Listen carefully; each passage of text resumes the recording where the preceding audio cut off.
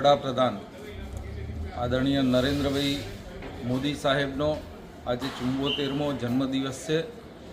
એ નિમિત્તે શામળાજી વિષ્ણુ મંદિર ટ્રસ્ટ દ્વારા તેમના દીર્ઘાયુ માટે, તેમના સારા સ્વાસ્થ્ય માટે, આ રાષ્ટ્ર સમાજની સેવા કરવા માટે તેમને શક્તિ સામર્થ્ય પ્રાપ્ત થાય તેવા હેતુસર રાજોપચારી પૂજાનું આયોજન કર્યું છે।